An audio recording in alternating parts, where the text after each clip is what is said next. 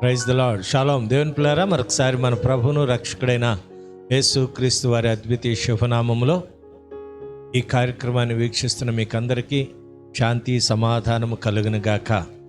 ఈ సాయంకాల సమయంలో మీ ఎదుటికి రావటానికి దేవుడు చూపించిన ఈ మంచి కృపను బట్టి దేవదేవుని స్తుతిస్తూ ఈ కార్యక్రమాన్ని ముందుకు కొనసాగించడానికి ముందు దేవుని స్తుతిస్తూ ఒక చక్కని పాట మన మధ్యలో ఉన్న దైవజనరాలు ఒక పాట పాడి దేవుని నామాన్ని మహిమపరుస్తారు. ఆ తర్వాత వాక్య పరిచర్లోనికి వెళదాం. దేవునికి మహిమ కలుగును గాక. దేవునికి స్తోత్రం. హల్లెలూయా.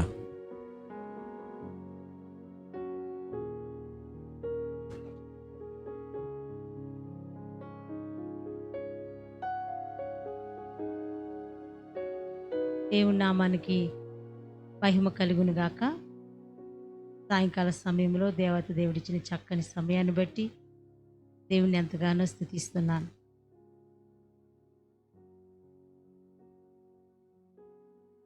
వెండి బంగారాల కన్నా మిన్నైనది యేసు ప్రేమ, నా యేసు ప్రేమ. వెండి బంగారాల కన్నా మిన్నైనది యేసు ప్రేమ, నా యేసు ప్రేమ. లోక జ్ఞానమునకు మించిన ప్రేమ, లోక జ్ఞానమునకు మించిన ప్రేమ. లోకస్తులు ఎవ్వరు చూపలేని ప్రేమ, లోకస్తులు ఎవ్వరు చూపలేని ప్రేమ. యేసు ప్రేమ శాశ్వత ప్రేమ, యేసు ప్రేమ శాశ్వత ప్రేమ. హల్లెలూయా మహదానందమే, హల్లెలూయా మహదానందమే. వెండి బంగారాల కన్నా మిన్నైనది యేసు ప్రేమ, నా యేసు ప్రేమ. వెండి బంగారాల కన్నా మిన్నైనది యేసు ప్రేమ, నా యేసు ప్రేమ. లోకమునకు వెలుగైన ప్రేమ, లోకమును వెలిగించిన ప్రేమ, లోకమునకు వెలుగైన ప్రేమ, లోకమును వెలిగించిన ప్రేమ. లోకులకై కరిగిపోయిన ప్రేమ, లోకాన్ని జయించిన ప్రేమ. లోకులకై కరిగిపోయిన ప్రేమ, లోకాన్ని జయించిన ప్రేమ. యేసు ప్రేమ శాశ్వత ప్రేమ, యేసు ప్రేమ శాశ్వత ప్రేమ. హల్లెలూయా మహదానందమే, హల్లెలూయా మహదానందమే. వెండి బంగారాల కన్నా మిన్నైనది యేసు ప్రేమ, నా యేసు ప్రేమ. వెండి బంగారాల కన్నా మిన్నైనది యేసు ప్రేమ, నా యేసు ప్రేమ. ఏ స్థితికైనా చాలిన ప్రేమ, నీ పరిస్థితిని మార్చగల ప్రేమ. ఏ స్థితికైనా చాలిన ప్రేమ, నీ పరిస్థితిని మార్చగల ప్రేమ. నీకు బదులు మరణించిన ప్రేమ, చిరజీవం నీకొసగెడి ప్రేమ. నీకు బదులు మరణించిన ప్రేమ, చిరజీవం నీకొసగెడి ప్రేమ. యేసు ప్రేమ శాశ్వత ప్రేమ, యేసు ప్రేమ, శాశ్వత ప్రేమ.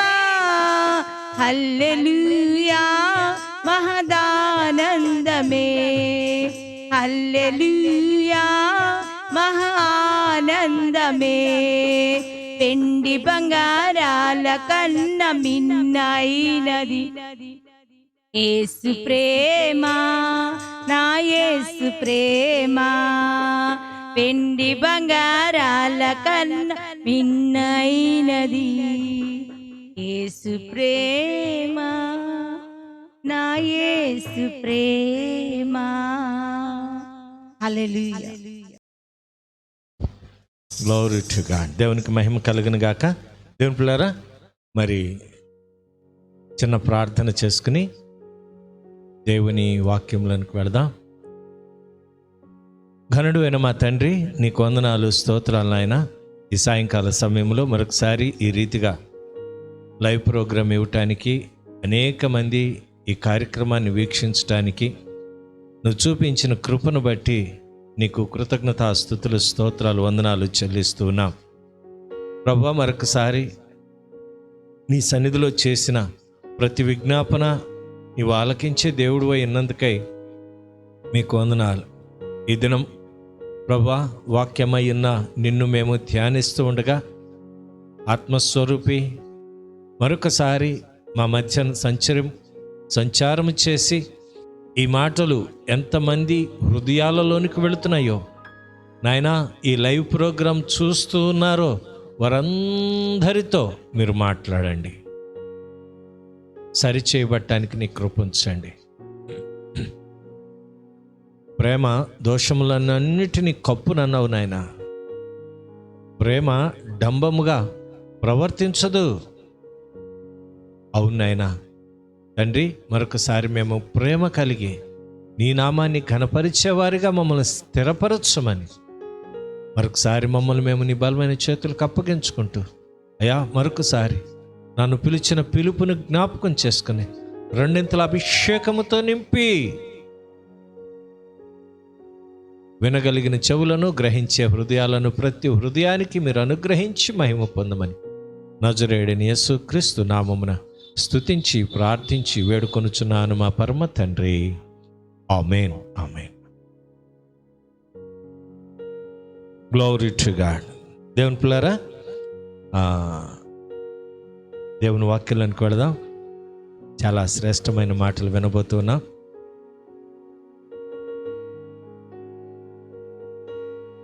మత్తయి సువార్త 18వ అధ్యాయము 21 నుండి 35 వచనాల వరకు మనం చూసినట్లయితే ఒక కాంటెస్ట్, ఒక ప్రత్యేకమైన మాటలు అక్కడ మనకు కనపడతాయి. అక్కడ మాటల గురించి క్లుప్తంగా నేను మీకు తెలియచేస్తాను. పేతురు పరిగెత్తుకుంటూ వచ్చి, ప్రభువా, నా సహోదరుడు 7 మార్లు క్షమిస్తే చాలా అంటాడు. ఈ క్షమాపణ అనేది ఒకసారి క్షమించాలా, 2 సార్లా, 3 సార్లా, ఇలాగా 7 సార్లు మటుకు క్షమిస్తే చాలే. కారణం ఏంటంటే భక్తుడైన దావీదు అంటున్నాడు, నీతిమంతులు 7 మార్లు పడినా మరలా లేస్తాడు. ఆ ఉద్దేశంతో ఏమో పామరుడైన పేతురు గారు ప్రభువుని అడుగుతున్నాడు, ప్రభువా, నా సహోదరుడు నా ఎడల తప్పిదము చేసిన ఎడల 7 మార్లు క్షమిస్తే చాలు కదా అంటూ. ప్రభు అన్నారు, కాదు 77 సార్లు క్షమించాలి. 7 సార్లు ఎక్కడా, 77 సార్లు ఎక్కడా? ఈ మాట చెప్పి ప్రభువారు ఒక ఉపమానం చెప్పాడు. ఆ ఉపమానం ఈ బైబిల్ అంతటిలో కూడా చాలా శ్రేష్టమైనదండి. అంటే నాకు అనిపించింది మిగతావి కూడా శ్రేష్టమైనవే, కానీ క్షమాపణ గుణం, క్షమించే గుణం ప్రతి క్రైస్తవుడు, ప్రతి వ్యక్తి, క్రైస్తవుడు అవనివ్వండి, క్రైస్తవేతరుడు కానివ్వండి, ఇది అనుసరించినప్పుడు దేవునికి మహిమగా ఉన్నట్లే అని నాకు అనిపించింది. క్రైస్తవేతర కుటుంబంలో నుండి నన్ను పిలిచాడు. ఈ చదివినప్పుడు నాకే ఆశ్చర్యం అనిపించిందంటే క్రైస్తవులకు ఇంకెంత ఆశ్చర్యం అనిపించాలండి. దేవుని బిడ్డలు అని పేరు పెట్టుకున్న వారు ఇంకెంత చక్కగా ఇతరులను క్షమించేవారిగా ఉండాలి. ఆ మాటలు చదువుదాం రండి. మత్తయి సువార్త 18వ అధ్యాయము 21వ వచనం. ఆ సమయమున పేతురు ఆయన యొద్దకు వచ్చి, ప్రభువా, నా సహోదరుడు నా ఎడల తప్పిదము చేసిన ఎడల నేను ఎన్ని మారులు అతన్ని క్షమింపవలెను? 7 మార్లు మటుగా అని అడిగాను. మనం చాలా సార్లు, అంటే నేను కొద్దిగా ఫాస్ట్గా వెళ్ళిపోతున్నాను, మనం ప్రశ్న వేస్తాము, క్వశ్చన్ కూడా ఆన్సర్ కూడా మనమే చెప్పేస్తాం చాలాసార్లు దేవుడి దగ్గర. పేతురు పరిస్థితి కూడా అలాగే ఉంది. ఎన్నిసార్లు క్షమించాలి అని అక్కడితో ఆగిపోయి ఉంటే ఎలా ఉండేదో పరిస్థితి. పేతురు అంటున్నాడు 7 మార్లు మటుకా. 7 మార్లు మటుకే కాదు. దేవుని సంఘమా, చాలాసార్లు ఇతరులను క్షమించటానికి మన మనసు ఒప్పుకోదు. అది నీకున్న పరిస్థితులను బట్టి కావచ్చు, లేకపోతే నీకున్న వెనకాల ధనబలం కావచ్చు, వర్గబలం కావచ్చు, వర్ణబలం కావచ్చు, మరి ఏదైనా నిన్ను ఎదుటి మనిషిని క్షమించలేని స్థితిలోకి తీసుకుని వెళ్తే అది నిన్ను నాశనానికి తీసుకెళ్ళిద్దేమో. జాగ్రత్త.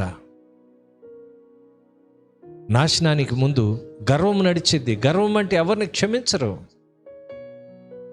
ఈ 2 కళ్ళు నెత్తి మీదకి వస్తున్నాయి అంటారు పెద్దవాళ్ళు.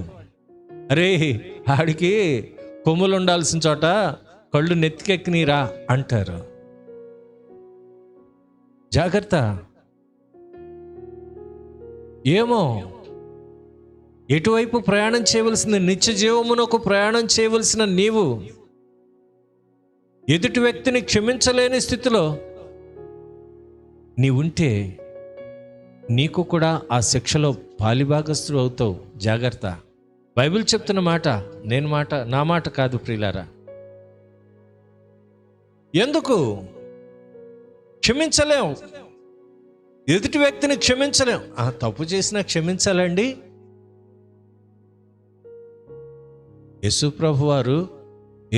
ప్రభు వారిని అడిగిన మాట, ఎన్నిసార్లు క్షమించాలి? నా సహోదరుడు నా ఎడల తప్పు చేసిన ఎడల. సహోదరుడు అంటున్నాడు, పరాయివాడు కాదు, పయ్యోడు కాదు, సహోదరుడు. అన్నయ్య అవ్వచ్చు, తమ్ముడు అవ్వచ్చు. అయితే అన్న ఎడల తప్పిదం చేశాడు. వెంటనే అంటున్నాడు 7 మార్లు మటుకా. అప్పుడు అంటున్నాడు యేసు ప్రభు. అందుకు యేసు అతనితో ఇట్లనెను, 7 మార్లు మటుకే కాదు, 77 మార్లు మటుకని నీతో చెప్పుచున్నాను.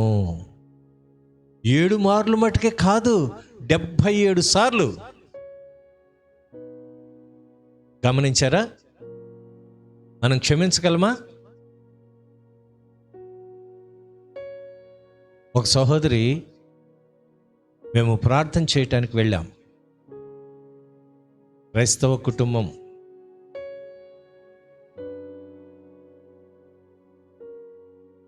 ఆమె బుక్స్, వాళ్ళ యొక్క సామాన్లు తీసుకుని లిఫ్ట్లో పైకి వచ్చేసారు. ఆ వెనకాల డ్రైవరు కొన్ని వస్తువులు పట్టుకుని వచ్చాడు. అమ్మగారు తాళం అని చెప్పేసి ఇవ్వబోతున్నాడు. ఇవ్వబోతుంటే అవన్నీ లెక్క చూసుకుని సామాన్లు, వాటర్ బాటిల్ కనపడలేదేంటి అంది. అయ్యో, బండిలో ఉండిపోయిందేమోనండి అని చెప్పేసి ఆ డ్రైవరు కింద దిగిపోయాడు తీసుకురావటానికి వాటర్ బాటిల్. ఆమె అంటుంది కదా, వీడికి ఎంత బద్ధకమో, మర్చిపోయాడు సహజంగా. అంటే కారణం ఏంటి? మన నోటి వెంట ఒక క్షమించరాని మాట, అది చిన్నది కావచ్చు, పెద్దది కావచ్చు. ఒకానొక దినమున ఆయన న్యాయపీఠము ఎదుట మనము నిలవబడవలసి ఉన్నది అని మనం గుర్తించగలిగితే మన నోటిని అదుపులో పెట్టుకుంటాం, మన ఆలోచనలను అదుపులో పెట్టుకుంటాం, మన కోరికలను అదుపులో పెట్టుకుంటాం.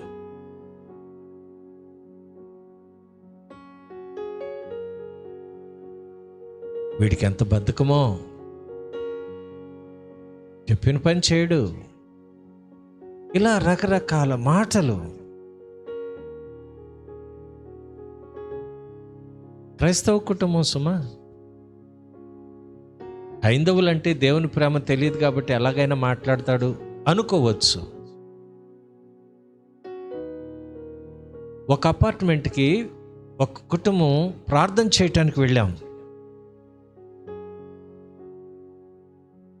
ఆ వాచ్మెన్ మేము ఎవరింటికైతే వెళుతున్నామో ఆయన్ని పట్టుకుని తిడుతున్నాడు.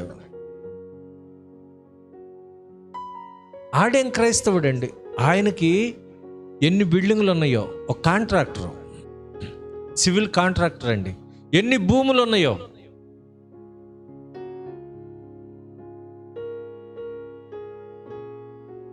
ఆ క్రైస్తవుడిని ఎవరు తిడుతున్నారు?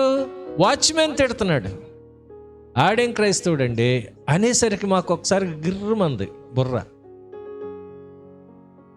ఏమయ్యా, ఆయన మా సంఘాల్లోకి వచ్చి ప్రసంగాలు చేస్తాడు. దేనికంటే మా పాస్టర్స్ మీటింగ్కి వచ్చి ప్రసంగాలు చేస్తాడు. ఆడా ఇదిగో ఇలాగ అన్నాడు. 3 కుటుంబాలు అంట అతనికి, 3 భార్యలు. ఆ మాట అనేసరికి నాకు చాలా బాధేసి తలంచేసుకున్నాను. సెక్యూరిటీ వాచ్మెన్ దగ్గర వాళ్ళ పర్సనల్ విషయాలు మనకు అనవసరం, కానీ ఒక సెక్యూరిటీ వాచ్మెన్ దగ్గరే మనం సాక్ష్యాన్ని కాపాడుకోకపోతే జీవము గల దేవుని దగ్గర మనం ఎక్కడ కాపాడుకోగలుగుతాం? జాగ్రత్త సుమా. మన ఆత్మీయ మేలు కొలుపు కొరకు ఈ మాటలు మీకు తెలియచేస్తున్నాను. కార్లు ఉండటం సమస్య కాదు, బిల్డింగులు, ఆస్తులు, అంతస్తులు ఉండటం తప్పని నేను చెప్పట్లా. కానీ దేవుని ప్రేమ నీలో నశించిపోతుందేమో. అందుకనే ప్రకటన గ్రంథంలో ఒక మాట ఉంటుంది, మునుపటి ప్రేమను నీవు మర్చిపోయావు. నీ మీద ఒక తప్పు మోపవలసి ఉన్నది. ఓ సంఘమా, మునుపటి ప్రేమ, మునుపటి విశ్వాసం, మునుపటి ఆ అభిలాష నీలో నేను చూడలేకపోతున్నాను. అయినను మొదట నీకున్న ప్రేమను నీవు వదిలితివి. నేను నీ మీద తప్పు ఒకటి మోపవలసి ఉన్నది. నేను నీ మీద ఒక తప్పు మోపవలసి ఉన్నది. ఏ స్థితిలో నుండి పడితివో, నువ్వు ఏ స్థితిలో నుండి పడితివో అది జ్ఞాపకం చేసుకొని మారు మనసు పొంది మొదటి క్రియలను చేయి. ఆ మొదటి క్రియలను చెయ్యి. అట్లు చేసి నీవు మారు మనసు పొందితేనే సరి. లేని ఎడల నేను నీ యొద్దకు వచ్చి దీపస్తంభమును దాని చోట నుండి తీసివేస్తాను. దీపస్తంభము ఎప్పుడు వెలుగుతూ ఉండేది. అంటే ఎంత పెద్దోడివైనా నువ్వు, ఒరే బాబు నీ బతుకేం లేదురా, నీ జీవితం ఏం లేదురా, అంత నా చేతిలో ఉంది. నీ తల్లి గర్భంలో రూపింపబడుక మునిపే నా కన్నులు నిన్ను చూసినాయి. నీ చరిత్ర అంతా నా దగ్గర ఉంది, ఏమి లేదు, నీ బడాయి అంతా నా దగ్గర ఉంది అన్నాడు. అంతే. మొదటి ప్రేమను నీవు మరిచిపోయావు. మొదటి ప్రేమ, ప్రభు అంటే ఆసక్తి, అత్యాసక్తి, దేవుని సన్నిధిని ప్రేమించే అనుభవం. ఇప్పుడు కొంతమంది 3 సంవత్సరాలకు ఒకసారి, 5 సంవత్సరాలకు ఒకసారి పాస్టర్లు మారిపోతూ ఉంటే అక్కడ పరిస్థితులు వేరేగా ఉంటాయి, ఆ సంఘాలు వేరు. కానీ ఒకే పాస్టర్ అయిపోవటం వల్ల విశ్వాసులు ఏమనుకుంటున్నారు, కొత్తగా కావాలి, మరొక కొత్తదనం కావాలి, మరొక కొత్తదనం కావాలి అనుకుంటూ చివరికి ఎక్కడికి వెళ్తున్నారంటే నరకాగ్నిలోనికి వెళ్ళిపోతున్నారు చాలామంది. క్రొత్తదనం కావాలి. ఈ ప్రార్థన, ఈ ఉపవాస ప్రార్థన, ఈ కన్నీటి ప్రార్థన, ఈ సమర్పణ పాస్టర్ గారికి నచ్చట్లా. ఏంటినా మనకు సమయం తక్కువ ఉంది, ఈయనేంటి ప్రార్థనకు రాలేదేంటమ్మా అని 10 మందిలో అడుగుతాడు. ఏం బ్రదరు మన ప్రార్థనకు రాలేదు అని 10 మందిలో అడుగుతాడు. నా పొజిషన్ ఆయనకి తెలీదా? ఆఫీసులో నన్ను అందరూ అయ్గోరు అంటారు, అయ్గోరు సార్. ఈయనంటే నలుగురిలో నన్ను అడుగుతాడు, ఈ సంఘం వద్దమ్మా వేరే సంఘం చూడు. అయ్యా పాస్టర్ గారు మంచోడయ్యా, అయితే ఆడి దగ్గరికి వెళ్ళు. చూడండి భార్య మొగుడు పెళ్ళాలి మాటలు. అయ్యి బాబోయ్ అంత మాట అని మాకు ఆయన మంచి దేవుజనుడు, నువ్వు ఎక్కడికి వెళ్తే అక్కడికే నేను వస్తాను, నువ్వు ఎక్కడ జమ్మంటే నేను అక్కడే చేస్తాను అని ఇష్టం లేకపోయినా వెళ్ళిపోతున్నారు. పాలిష్ మాటలు, ఒక్క అరగంటలో ఆరాధన అంతా అయిపోవాలి. అటువంటి సంఘాలకు వెళ్ళి ఏమి నేర్చుకుంటున్నారు మీరు? దేవుడు మిమ్మల్ని హెచ్చిస్తున్నాడు కాదంటలేదు, దేవుడు మనల్ని దీవిస్తున్నాడు కాదంటలేదు, కానీ నీ ఆత్మీయ స్థితి ఎలా ఉన్నది?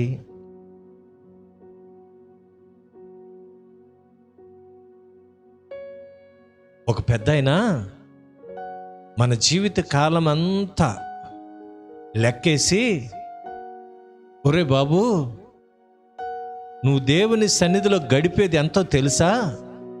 నిద్రకి ఇన్ని గంటలు, ఇన్ని సంవత్సరాలు నిద్రకి,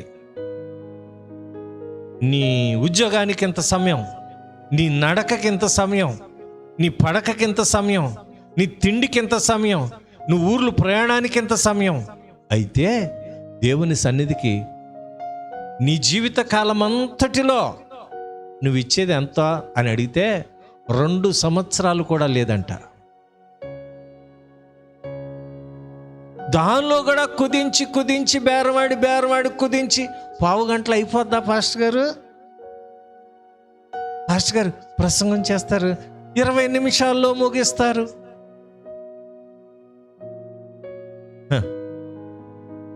ప్రజలు ఎలాగైపోయారంటే దేవుణ్ణి తిరస్కరించే అనుభవం. జాగ్రత్త, దేవుడి దగ్గర మన బడాయి వద్దండి బాబు. అందుకనే పేతురు క్వశ్చన్ వేసిన వాడు ఆయనే జవాబు చెప్పాడు 7 సార్లు అన్నట్టుగా. నా సహోదరుడు నా ఎడల తప్పిదము చేసినప్పుడు 7 మార్లు. ఎన్నిసార్లు క్షమించాలి? 7 మార్లు చాలా అంటే యేసు ప్రభువునరే 77 సార్లు క్షమించాలి అన్నాడు. జీవితకాలం అంతా కూడా నువ్వు ఒక క్షమాగుణాన్ని వెంబడిస్తూ నీవు క్షమించే అనుభవం కలిగి ఉండాలి. నాకు ఒక్కొక్కసారి కోపం వస్తుందండి. మానవులం కదా, ఉప్పు కారం తింటున్నాం కదా, మసాలాలు తింటున్నాం కదా, కోపం వచ్చింది. అలాంటి టైంలో నా మనసును నిగ్రహించుకుంటాను. ఈ మాట అంటే ఏమైద్దో. దైవజనులం ఎప్పుడు ప్రార్థనలో ఉండేవాళ్ళం, పొరపాటున ఒక మాట అంటే, కోపంలో ఒక మాట అంటే, అనరాని మాట అంటే బూతులు తిట్టడం అసలు అరే పనికి మళ్ళడా అన్నామనుకో, ఇక ఆ జీవితంలో ఇంకెప్పుడు పైకి వచ్చే అనుభవం ఉండదు. చెప్తున్నాను సుమా.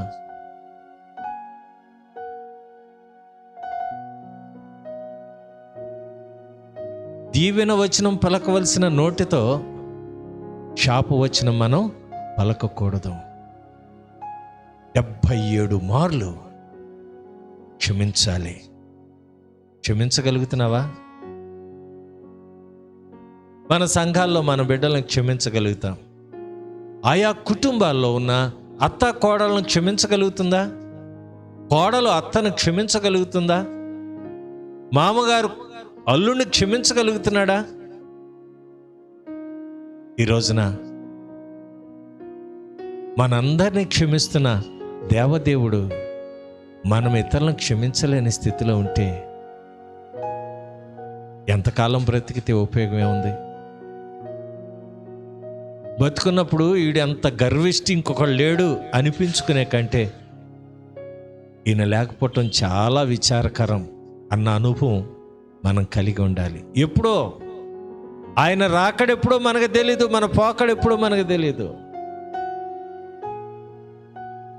హాస్పిటల్లో 7 లక్షల రూపాయలు ఖర్చు పెట్టి జాయిన్ అయ్యాడు. విశాఖపట్నంలో ఉన్న పెద్ద హాస్పిటల్స్ అన్నీ తిరిగాడు, ఎక్కడ బెడ్లు లేవు. ఎక్కడో ఎంతో హైలీ రికమెండేషన్తో ఒక హాస్పిటల్లో డబ్బు కడతారండి, జాయిన్ చేసుకోండి అని ఓ పెద్ద ఆయన ఫోన్ చేస్తే జాయిన్ చేసుకున్నారు. 7 లక్షలు ఖర్చు పెట్టారు. 7 లక్షలు అలా డిపాజిట్ చేసి ఆయన జాయిన్ చేసిన ఒక అరగంటలో చచ్చిపోయాడు. అనుకోలేదు చచ్చిపోతాడని. నమ్ముతారా? ఆ డెడ్ బాడీ ఇవ్వటానికి కూడా భయంకరమైన రూల్స్. అయ్యా అరగంటే కదండి, మేము అన్ని టెస్టులు చేయాలి, కోవిడ్ లేదు అని తేలితేనే మేము మీకు ఇస్తాం. అయ్యా ఆ సమస్య కాదండి, వేరే వ్యాధితో అయ్యా రూల్స్ ఇలాగున్నాయి. 7 లక్షలు మీరు కడితే కట్టారు, అయిపోయింది దాని పని. ఇప్పుడు జరగాల్సింది చూడండి, మేనేజ్మెంట్. భయంకరమైన స్థితి. నేను రేపు బతుకుతాను, రేపు వ్యాపారం చేస్తాను, కోట్లు సంపాదిస్తాను అనుకుంటున్నారు చాలామంది. నేను దూర ప్రాంతం వెళ్ళి వ్యాపారం చేస్తాను, పున్నమి నాటికి కానీ నేను రాను అనుకుంటున్నారు చాలామంది. 6 నెలలు ఇక్కడ 6 నెలలు అక్కడ ఉండొచ్చులే అనుకుంటున్నారు. బాబు, ఏ రోజు ఎవరిదో తెలియదు నాయన. జాగ్రత్తగా ఉండండి, ప్రభువుకు లోబడండి, విధేయత చూపించండి. నేడైనను రేపైనను యాకోబు రాసిన పత్రిక 4వ అధ్యాయము 13వ వచనం. యాకోబు రాసిన పత్రిక, భక్తుడైన యాకోబు రాస్తూ ఉన్న మాట, 4వ అధ్యాయము 13వ వచనం. నేడైనను రేపైనను ఒకానొక పట్టణమునకు వెళ్ళి అక్కడ ఒక సంవత్సరం ఉండి వ్యాపారం చేసి లాభము సంపాదించుకుందుము రండని చెప్పువార్లారా. రేపేమి సంభవించునో తెలియదు, ఎవరికి తెలీదు. మీ జీవం ఏపాటిది, మీరు కొంతసేపు కనపడి అంతలో మాయమైపోయే ఆవిరి వంటివై మన జీవితాలు. నేను కూడా నా జీవితాన్ని కూడా కలుపుకొని చెప్తున్నాను, మన జీవితాలు ఆవిరి వంటివి. ఇంత ప్రసంగం చేస్తున్నాను, నాకేం పర్వాలేదు అనుకోవటానికి వీల్లేదు. ఇంత వాక్యం చదువుతున్నాను, నాకేం పర్వాలేదు అని లేదు.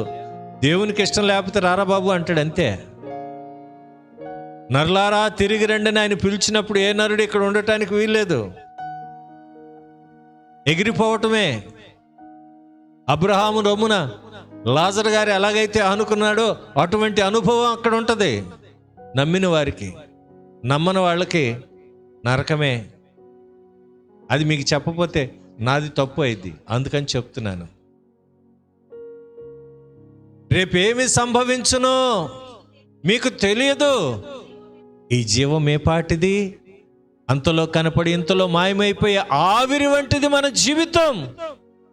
దీని కొరకు ప్రయాసపడుతున్నావా? దూర ప్రాంతం వెళ్ళి సంపాదించుకుందాం రమ్మంటున్నావా? వ్యాపారం చేద్దాం, డబ్బులు సంపాదిద్దాం, అది చేద్దాం, ఇది చేద్దాం. ఓ జాగ్రత్త సుమా. అంటే మీరు ఇతర దేశాలు వెళ్ళొద్దు అని కాదు, మీ జీవం ఏ పాటిదో తెలుసుకోండి.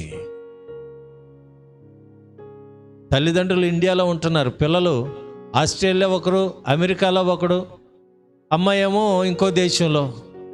ఇక్కడేమో తల్లిదండ్రులు వృద్ధాశ్రమంలో, పెద్ద లంకంత ఇల్లు. ఆ తల్లిగారు చెప్తున్న మాట, అయ్యా మేము పూరి గుడిసెలో నుండి దేవుడు మమ్మల్ని ఇంతగా హెచ్చించాడు. తినటానికి లేనప్పుడు దేవుడు మమ్మల్ని కనికరించాడు. ఇప్పుడు సమృద్ధిగా ఉన్నాయి తినటానికి, కానీ తినటానికి ఓపిక లేదు. ఆహారం తినటానికి ఓపిక లేదు, చేసి పెట్టేవాళ్ళు లేరు. డబ్బున్నది, పేరు ప్రఖ్యాతులు ఉన్నాయి, కానీ మేము 4 అడుగులు వేస్తే నడవలేని స్థితి. ఇంకా రేపో మాపో వృద్ధాశ్రమంలో చేరదాం అనుకుంటున్నాం. ఈ ఇళ్ల మీద వచ్చే అద్దె వాళ్ళకి ఇచ్చేస్తే బాగుంటుంది. మా కొడుకులు మా మీద ఆధారపడరు, వాళ్ళ జీవితాలు వాళ్ళవి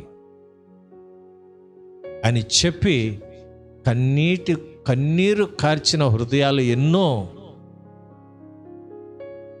సెటిల్ అయిపోతున్నారు. ఈ జీవం ఏ పాటిది. కాబట్టి యేసు ప్రభు వారు చెప్పిన క్షమాగుణం 77 మార్లు క్షమించాలి. నీవు క్షమించటం వలన నీకు మిత్రులు ఎక్కువ అవుతారు, శత్రువులు ఉండరు. అలాగని మీరు అనొచ్చు, యేసు ప్రభువుకి దేనికి శత్రువులు ఎక్కువయ్యారండి అంటే, ధర్మశాస్త్రమునకు విరోధంగా వారు ప్రవర్తించారు కాబట్టి, ప్రసంగాలైతే బాగున్నాయి కాబట్టి, వారి నడవడిక బాగోలేదు కాబట్టి యేసు ప్రభు వారి నడకను చూసి కోపడ్డాడు. రే, మీరు చెప్పడానికి బాగా చెప్తున్నారా నాయనా, మీ బ్రతుకులు సరిలేవు కాబట్టి జాగ్రత్త అని హెచ్చరించాడు. అది కోపం వచ్చి ఆయనకు శత్రువులయ్యారు. మమ్మల్ని గౌరవించడం కంటే లోకమంతా ఆయన వెంట వెళ్ళిపోయింది అని బాధపడ్డారు వాళ్ళు. అంటే ప్రజలందరూ యేసు ప్రభు వైపు వెళ్ళిపోయారు. ఎక్కడ జీవవాక్యం ఉంటుందో, ఎక్కడ సత్ప్రవర్తన కలిగిన దైవజనులు ఉంటారో ఆ సంఘాలు వర్ధిల్లుతాయి, విస్తరించబడిద్ది. 77 మార్లు క్షమించమన్న యేసుక్రీస్తు మాట నీవు అనుసరిస్తున్నావా? ఒక వ్యక్తి అక్కడ యేసు ప్రభు వారు ఒక ఉపమానం చెప్పాడు. చదువుదాం ఆ మాటలు.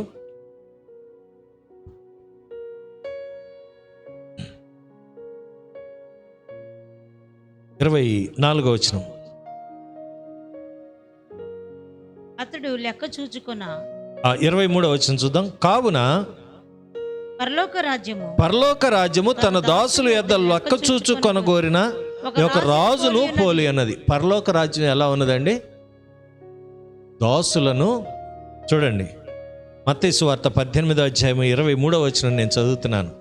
కావున పరలోక రాజ్యము తన దాసుల యొద్ద లెక్క చూచుకొనగోరిన ఒక రాజును పోలి అన్నది. పరలోక రాజ్యం ఒకటి ఉంది, అక్కడ ఒక రాజు ఉన్నాడు, మనందరం దాసులం. ఒకనొక రోజున లెక్క చూస్తాడు, మన లెక్క. ఈయన పద్ధతి ఏంటి, ఈయన క్రియలేంటి, ఈయన నడవడికేంటి, ఈయన ప్రవర్తన ఏంటి, ఈయన చూపు ఏంటి, ఈయన నడకేంటి, ఈయన పడకేంటి, ఈయన తిండి ఏంటి, అన్నీ చూస్తాడు దేవుడు. ప్రతిదానికి లెక్క అడుగుతాడు.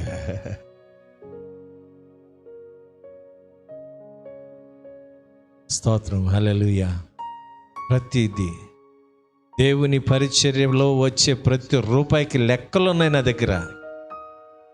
మా పరిచర్యలో ఇక్కడే ఇంత లెక్కలు వేసుకుంటే ఆయన ఇంకెంత లెక్కలు వేస్తాడు ఆయన? లెక్క చూసుకున్న పోలి ఉన్నది పరలోక రాజ్యం. అప్పుడు చూడండి 24వ వచనం నేను చదువుతున్నాను. అతడు లెక్క చూచుకొన మొదలు పెట్టినప్పుడు అతనికి 10,000 తలాంతులు అచ్చి ఉన్న ఒకడు అతని యొద్దకు తేబడెను. అప్పు తీర్చుటకు వాని యొద్ద ఏమీ లేనందున వాని యజమానుడు వానిని, వాని భార్యను, పిల్లలను, వానికి కలిగినది యావత్తును అమ్మి అప్పు తీర్చవలనని ఆజ్ఞాపించెను.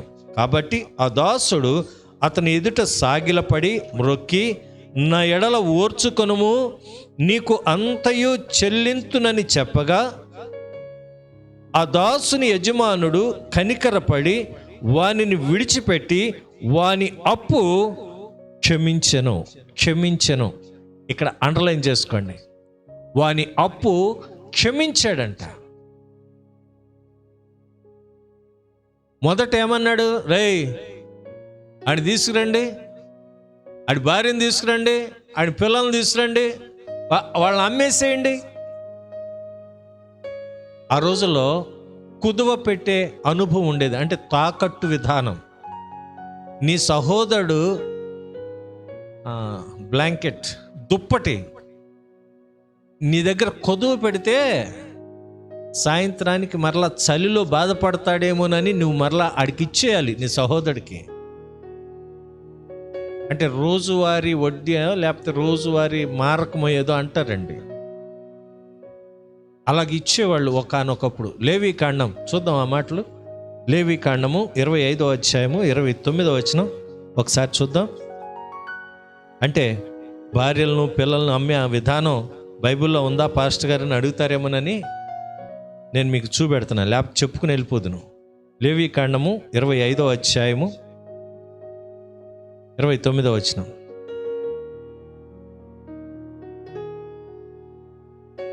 Glory to God.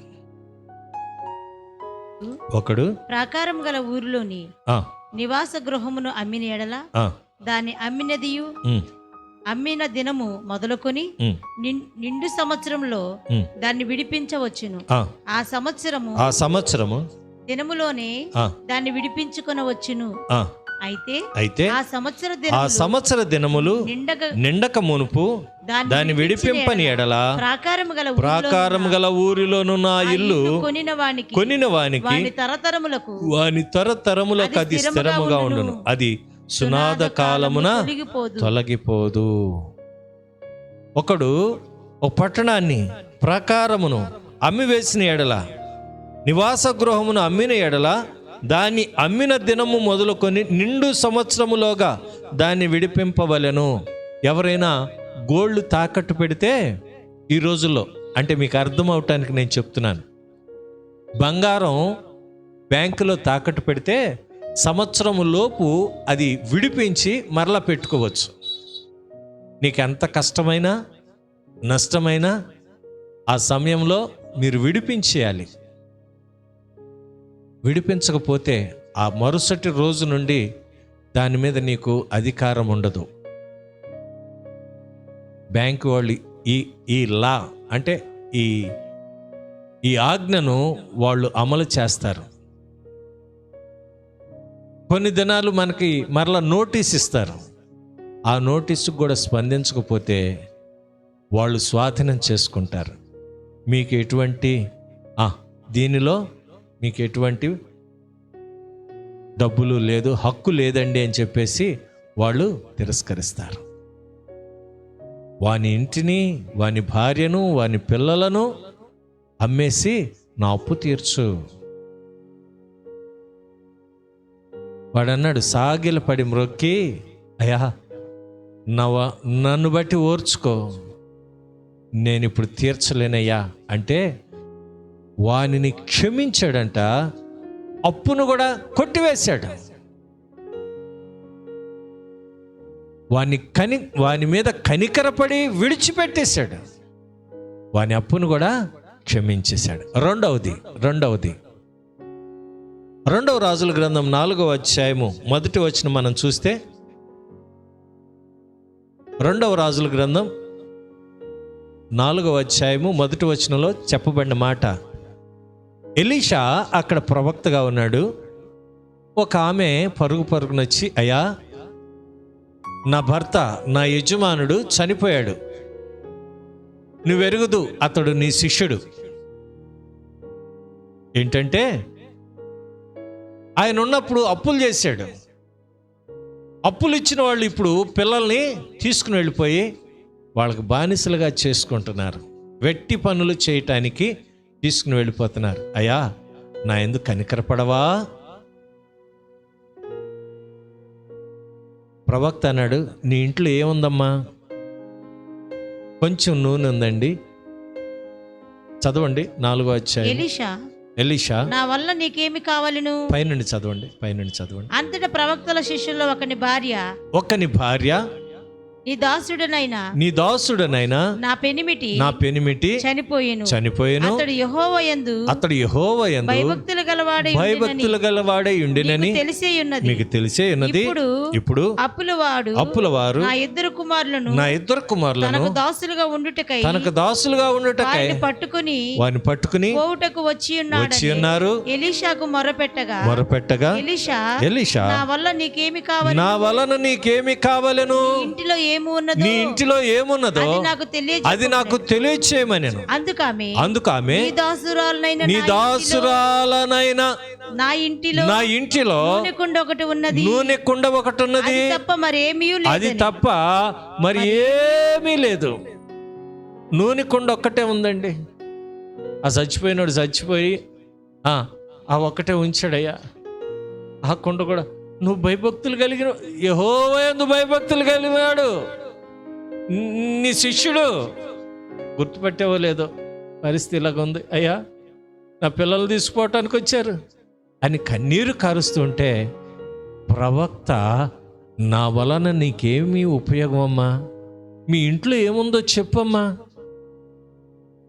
దేవుడు నీ దగ్గర లేని దాని నుంచి అద్భుతం చేయడు, నీ దగ్గర ఉన్న దాని నుండి అద్భుతం చేస్తాడు. చాలాసార్లు మన చేతిలో ఉన్నది మర్చిపోతాం, లేని దాని గురించి ఆశపడుతూ ఉంటాం. చాలా ఇబ్బంది. నీ దగ్గర ఏముంది?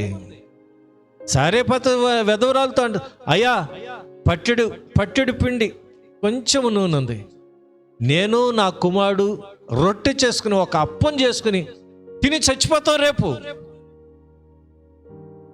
అమ్మా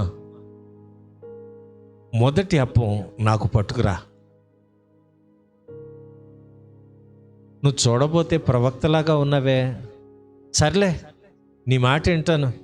కారణం ఏంటో తెలుసా? నా పాపాలు క్షమించబడతాయి నీకు పెడితే అనుకుందో ఏంటో. ఆ విధవరాలు గబగబా ఇంటికెళ్ళి మొత్తానికి ఒక చిన్న అప్పం చేసి ఆయనకి పెట్టింది. ఇంటికి వెళ్ళిన తర్వాత రొట్టెలు చేస్తూనే ఉంది, నూనె తరగలేదు, పిండి తరగలేదండి. అందుకామె నీ దేవుడైన యెహోవా జీవము తోడు తొట్టెలో పట్టెడు పిండియు బుడ్డిలో కొంచెము నూనె ఉంది. నా యొద్ద నున్నవే గాని అప్పం ఒకటైనా లేదు. మేము చావక ముందు ఇంటికి పోయి నాకును నా బిడ్డకును సిద్ధము చేసుకున్న వాళ్ళని కొన్ని పుల్లలు ఏరుకొనటానికి అరణ్యానికి వచ్చానయ్యా. అప్పుడు ఏలియా ఆమెతో భయపడవద్దు, నీవు చెప్పినట్లు చేయుము. అయితే అందులో ఒక చిన్న అప్పం మొదట చేసి నా యొద్దకు తీసుకుని రమ్మని నాకు నా యొద్దకు తీసుకురా. మొదటిది చిన్నప్పం, మన భాషలో చెప్పుకోవాలంటే చిన్న అప్పడం.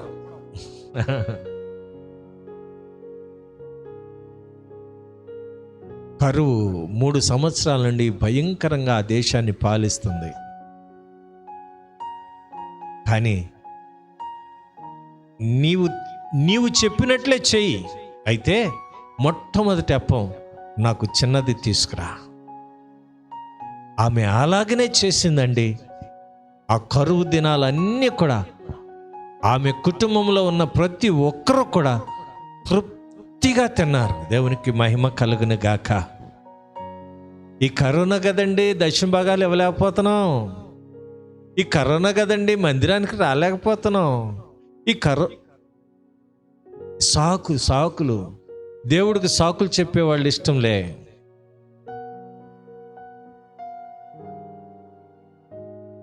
ఎస్తేరు గ్రంథంలో ఒక చక్కని మాట ఉంటుంది. మొర్దెకాయి అంటాడు, ఇదిగో నువ్వు రాజసింహాసనం మీద కూర్చున్నాను కదా అని నువ్వు అనుకుంటున్నావేమో.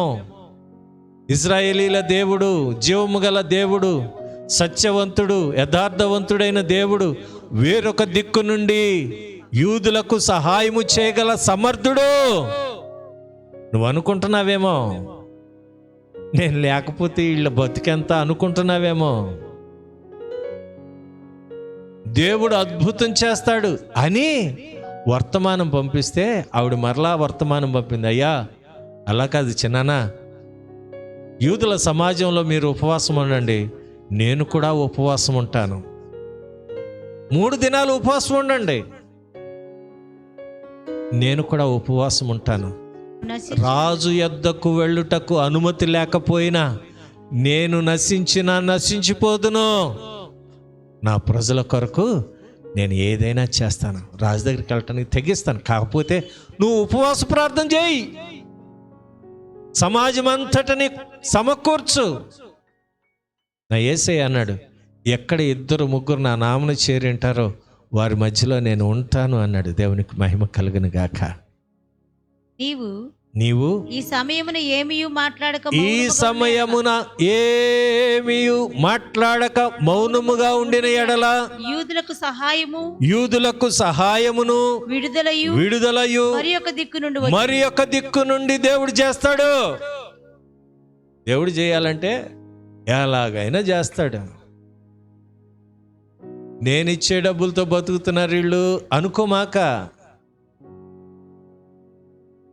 దేవుడు పిలిచినవాడు, దేవుడు నమ్మదగిన వాడు, ఆశ్చర్యమైన కార్యాలు చేసే దేవుడు ఆయన మమ్మల్ని పిలిచాడు, ఆయన పని కొరకు వాడుకుంటున్నాడు.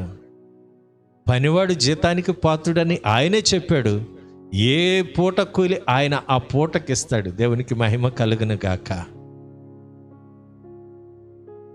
బద్ధకంగా పనిచేయవాడు దరిద్రుడు అవుతాడు, కానీ శ్రద్ధ కలిగిన వాడు ఐశ్వర్యవంతుడు అవుతాడని దేవుని వాక్యం చెప్తుంది. ఈరోజు నేను చెప్పాలి అనుకుంటున్న మాట,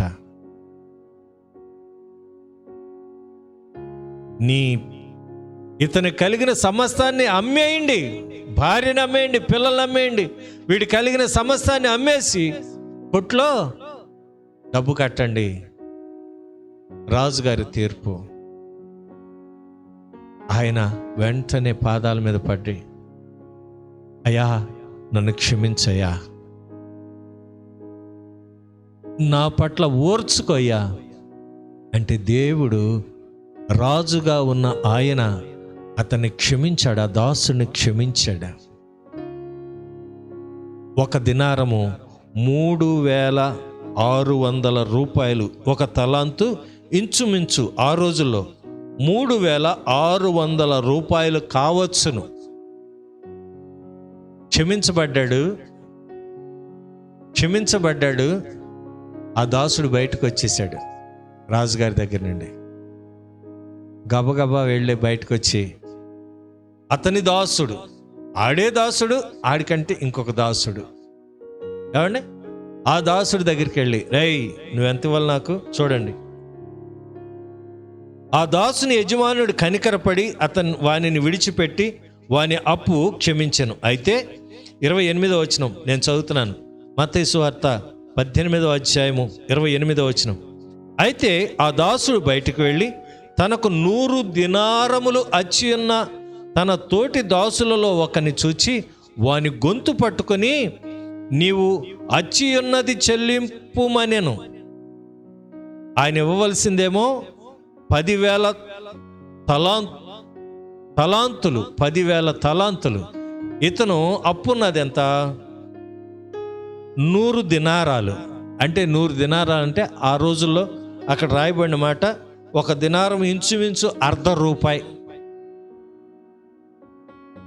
₹1/2 ఇవ్వాల్సిన దాసుడి దగ్గరికి వెళ్ళి గొంతు పట్టుకున్నారు, ఇస్తావా ఇవ్వ ఇచ్చే వరకు ఇదిగో వీడిని జైల్లో పెట్టండి, చెరసాలలో వేయించి. భయంకరమైన శోధన. అయితే ఈ పనోళ్ళంట అక్కడ ఉంటారు కదండి పనోళ్ళు, వాళ్ళు ఏడ్చేశారంట.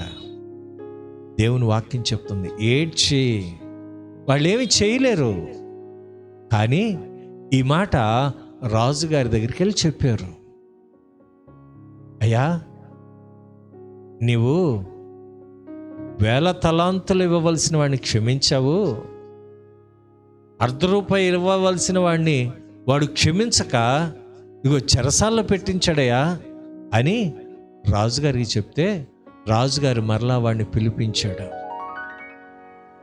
పిలిపించి అంటున్న మాట 29వ వచనం నేను చదువుతున్నాను.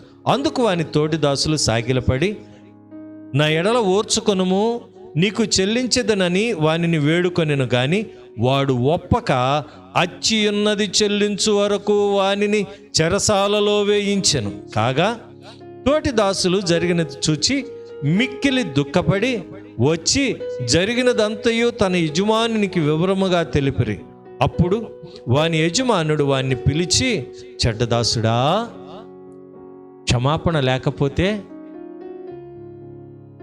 నమ్మకంగా పనిచేయచ్చు. నీ అప్పంతా నేను క్షమించేశాను కదా, ₹10 ఇవ్వవలసిన వాడిని నువ్వు క్షమించలేకపోయావా? చెడ్డదాసుడా, ఆ పేరు మనకు అవసరమా అని చెప్తున్నమాట. నీవు నన్ను వేడుకొంటివి గనక నీ అప్పంతయు క్షమించితిని. నేను నిన్ను కరుణించిన ప్రకారము నీవును నీ తోటి దాసుని కరుణింపవలసి ఉండను కదా అని వానితో చెప్పాను. మన పాపమంతా క్షమించాడు దేవుడు. మనం ఇతరుల పాపమును క్షమించలేకపోతే ఏం ఉపయోగం? సాక్ష్యాలు చెప్తాం, ఒకప్పుడండి అని సాగదీస్తాం. అరే ఇప్పుడు చెప్పు. ఒకప్పుడు కాదు, ఇప్పుడు చెప్పు. కాబట్టి దేవుని సంఘమా, క్షమించే గుణం మనకుండాలి. లేకపోతే చెడ్డదాసుడిగా మనం మిగిలిపోతాం. ఇంకా ఇదంతా మనం చూస్తే చివరి రూపాయి చెల్లించు వరకు కూడా అతన్ని చెరసాలలో వేయించాడు.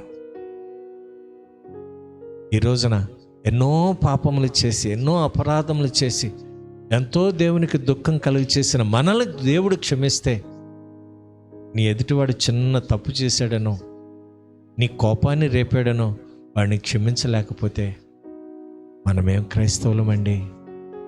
ఆలోచించండి. అందుకని యేసు ప్రభు వారు 77 మార్లు రా నాయనా పేతురు, 77 మార్లు. అటువంటి అనుభవం మనం కూడా కలిగి ఉండాలని ఈ లేఖనాలు మనకు తెలియచేస్తున్నాయి. ఈ రోజున నిన్ను నువ్వు పరిశీలన చేసుకో. క్షమించే అనుభవం ప్రభు చెప్తున్నాడు. ప్రభు మనల్ని క్షమించాడు. నీవు కూడా ఇతరులను క్షమించే అనుభవం నీకుండాలని దేవుడు మరొకసారి వర్తమానం ద్వారా నీకు తెలియచేస్తున్నాడు. క్షమాగుణం నీవు కలిగి ఉండాలి. అప్పుడు దేవుడికి మంచి దాసుడుగా ఉంటావు. లేకపోతే చెడ్డదాసుడా అని పిలుస్తాడేమో. మంచి దాసులుగా మనం మిగిలిపోదాం. క్షమించే అనుభవం మనం కలిగి ఉందాం. దేవుడి కొద్ది మాటలు మనందరి వెనుకల్లో దీవించి ఆశీర్వదించునుగాక. ఆమేన్, ఆమేన్.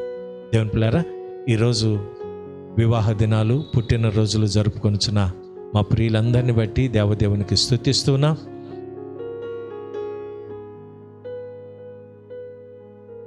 New life school of mission director గారైన గౌరవనీయులు రెవరెండ్ డాక్టర్ శామ్యాజీ గారి యొక్క జన్మదినమును పురస్కరించుకుని వారికి గ్రీన్ వ్యాలీ సంఘ పక్షముగా, గ్రీన్ వ్యాలీ మినిస్ట్రీస్ పక్షముగా, మా కుటుంబ పక్షముగా వారికి, వారి కుమారుడికి జన్మదిన శుభాకాంక్షలు తెలియచేస్తున్నాం. అన్నా, మీరు ఈ మాటలు వింటున్నందుకు బట్టి దేవదేవుని స్తుతిస్తున్నాం. మీరు మంచి ఆరోగ్యవంతులుగా దేవుని పరిచర్లో వాడబడాలని మేము అనునిత్యం ప్రార్థన చేస్తాం. God bless you. అలాగే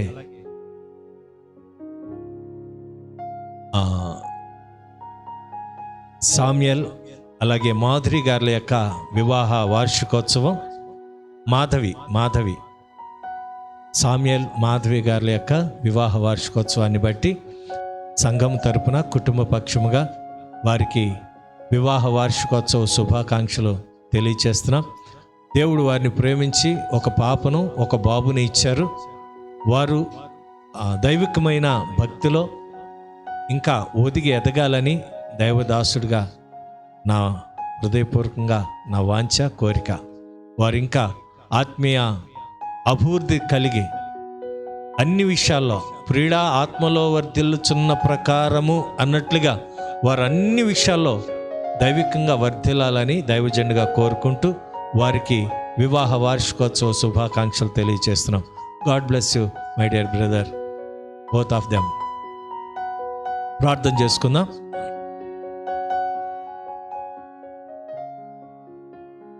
సకల ఆశీర్వాదములకు కారణభూతుడైన మా తండ్రి, నీకు వందనాలు. ఈ దినం పేతురు భక్తుడు నాయన యేసు ప్రభుతో మాట్లాడుతున్న మాటలను మా ఎదుటికి తీసుకుని వచ్చి, నా సహోదరుడు నా ఎడల తప్పిదము చేసిన ఎడల ఎన్నిసార్లు క్షమించాలి? 7 మార్లు మటుకా అని అడిగిన ఆ సాదృశ్యాన్ని మా ఎదుటికి తీసుకుని వచ్చిన దేవా, నీకు వందనాలు. అనేక మార్లు ఇది చాలులే, అది చాలులే అనుకుంటూ మా జీవితము నీ దృష్టికి మురికి గుడ్డ లాంటిదని అనేక మార్లు మర్చిపోతున్నాం నాయన. దయతో క్షమించండి. మా క్రియలు నీకు మురికి గుడ్డ లాంటివి, నిజమే, ఒప్పుకుంటున్నాము నాయన. మేము మురికిగా ఉండి ఎదుటి వారి యొక్క మురికిని చూసి ఎంచుతూ ఉన్నామేమో, దయతో క్షమించండి ప్రభువా. మేము నీ వద్ద మంచి దాసుడా అనిపించుకొనటానికి ప్రయాసపడుతున్నాము నాయన. ఈ మాటలు వింటున్న ప్రతి ఒక్కరి జీవితాల్లో నీ గొప్ప వాత్సల్యము వారి మీదకి రానివ్వండి. క్షమించే గుణాన్ని దయచేయండి. సమస్తమైన మేలులతో నింపండి తండ్రి. ఈ దినం పుట్టినరోజు జరుపుకొనుచున్న మా ప్రియులు శామ్యాచ్య గారిని బట్టి, వారి కుమారుని బట్టి మీకు కృతజ్ఞతలు నాయన. మరొక సంవత్సరమును మీరు ఈవిగా అనుగ్రహించి అయా పరిచర్యలో నాయన నీ రాజ్య వ్యాప్తి కొరకు నీ కుమారుని అభిషేకిస్తున్నందుకై మీకు కృతజ్ఞతలు. బలపరచండి. అలాగే నాయన సహోదరులు శామ్యూయల్ గారిని బట్టి, మాధవి గారిని బట్టి మీకు కృతజ్ఞతలు చెల్లిస్తున్నాం. వారి వైవాహిక జీవితాన్ని దీవించి ఇదిగో 2 బిడ్డలు మీరు ఇచ్చారు, మీకు స్తోత్రాలు అయ్యా. నీ కృపలో భద్రపరిచారు, మీకు స్తోత్రాలు. ఇంకా నీ బలమైన ఆత్మ కార్యములు వారి కుటుంబ వ్యక్తిగత జీవితాల్లో వారు గుర్తించులాగిన నీ కృప దయచేయండి. సమస్తమైన మేలులతో నింపండి. ఇదిగో లక్ష్మీకాంతమ్మ గారి కొరకు కూడా ప్రత్యేక మేము ప్రార్థిస్తున్నాం.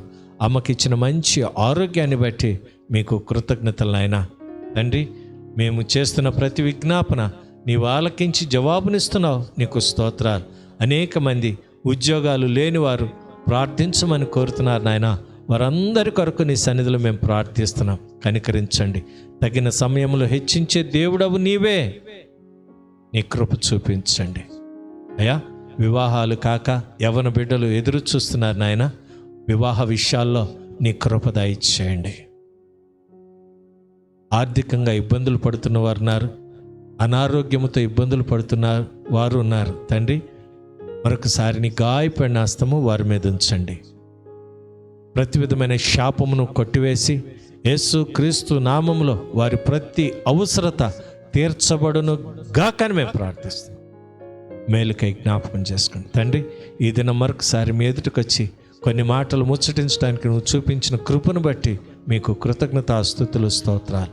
నీ బలమైన ఆత్మ కార్యములు మా సంఘంలో మీరు జరిగిస్తున్నారు, మీకు కృతజ్ఞతలు. ఇంకా నమ్మకమైన పాత్రలుగా ఉండటానికి సహాయము చేయమని, నీ ద్వారా మెప్పు ఘనత పొందుకొనటానికి నీ కృపద ఇచ్చేయమని అయ్యా. మేము చేసిందంతా నిష్ప్రయోజకమైన మీ దాసులమని ఒప్పుకుంటున్నాము నాయన. నీ కృప, నీ కనికరము మా ఎడల హెచ్చుగా ఉందని నమ్మి నిన్ను స్తుతిస్తూ, మరి ముఖ్యంగా ఈ గ్రీన్ వ్యాలీ మినిస్ట్రీస్ కొరకు ప్రార్థిస్తున్న ప్రతి కుటుంబాన్ని బట్టి మీకు 2 స్తుతులు చెల్లిస్తున్నాం తండ్రి. ఆయా కుటుంబాలను మీరు దర్శించండి, బలపరచండి, సమృద్ధితో నింపండి. మరొకసారి మమ్మల్ని మేము నీ బలమైన చేతులకు అప్పగించుకుంటూ నేటి దినాశీర్వాదములతో నింపమని సకల మహిమ ఘనత ప్రభావములు మీకు ఒక్కరికి ఆరోపిస్తూ నజరేయుడైన యేసు క్రీస్తు నామమున స్తుతించి ప్రార్థించి వేడుకొనుచున్నాను మా పరమ తండ్రి. ఆమేన్, ఆమేన్. మన తండ్రి అయిన దేవుని ప్రేమయు, కుమారుడైన యేసు క్రీస్తు వారి యొక్క కృపయు, పరిశుద్ధాత్మ యొక్క అన్యోన్య సహవాసము సన్నిధి ఇప్పుడు నీ ముందు తలవంచిన నీ బిడ్డలకును, లోకంలోని సకల పరిశుద్ధులకును, వాక్యము విని వాక్యానుసారంగా జీవించటానికి తీర్మానము తీసుకున్న ప్రతి హృదయమునకును సదాకాలము తోడయ్యండి సర్వసత్యములోనికి నడిపించబడును గాక. ఆమేన్, ఆమేన్. అందరికీ వందనాలండి. దైవాశీర్వాదాలు. రేపు ఇదే సమయానికి మీ ఎదుటికి వస్తాం. అప్పటి వరకు మనందరికీ దైవ కృప తోడై ఉండును గాక. ఆమేన్. వందనాలు.